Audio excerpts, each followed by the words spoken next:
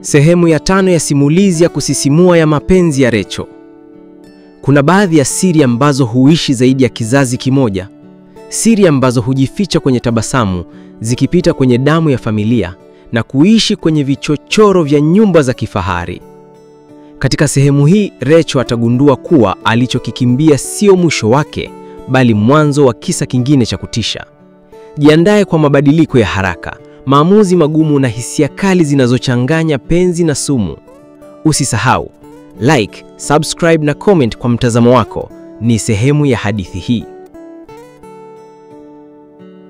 Siku 2 baada ya tukio la usiku wa mvua, nilijificha kwa muda kwa shangazi yangu huku Temeke. Sauti ya maisha ya jiji ilinishangaza. Ilikuwa tofauti na utulivu wa nyumba ya kifahari kule Masaki. Lakini hata katika kelele za watoto mtaani, bado moyo wangu haukuwa na amani. Nilipokuwa nikifua nguo za watoto wa shangazi yangu, simu yangu ya zamani ililia. Ilikuwa ni ujumbe kutoka kwa namba isiyojulikana. Huwezi kuukimbia ukweli, Rachel. Kuna kitu cha familia yao unahitaji kujua. Usifunge kitabu chako kabla ya kukisoma ukurasa wa mwisho. Nilishikwa na baridi. Nilianza kuhisi kuwa nyumba ile niliyoikimbia haikuwa ya kawaida. Ilikuwa na mizizi mirefu ya kisiri, mizizi iliyotoboa hadi kwenye damu ya watu wake. Nikiwa njiani kurudi kazini baada ya mazungumzo na shangazi, nilikutana na mzee mmoja aliyekuwa mlinzi zamani pale nyumbani kwa Madam Sabrina. Tulikaa naye kwenye kibanda cha kahawa. "Unamjua vizuri madam?" aliuliza huku akichovya mkate kwenye chai. "Najua kwa sura, kwa sauti, lakini si kwa moyo wake," nikajibu. "Basi tambua hili Rachel. Familia yao ina historia ndefu ya usaliti, tamaa na mikataba ya kifamilia isiyoeleweka. Rachel, usione upendo wa Brian au ukimya wa Bakari ukaamini kuwa wewe ni salama." Niliporudi nyumbani niligundua kuwa Brian hakukuwa pale.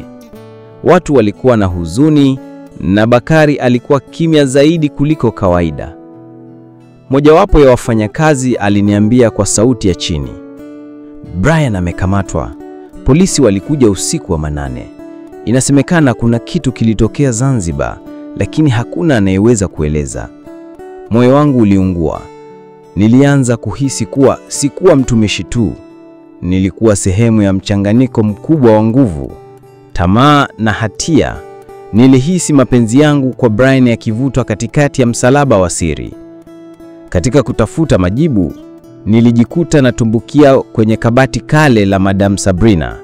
Ndani yake nilikuta barua zamani kadha, picha ya kijana aliyefanana kabisa na Brian akiwa na Bakari miaka mingi iliyopita, na hati ya urithi iliyoandikwa jina langu kwa mkono mwekundu.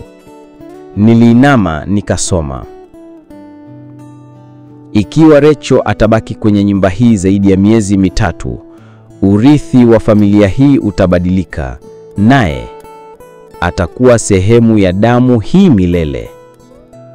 Mikono yangu ilitetemeka.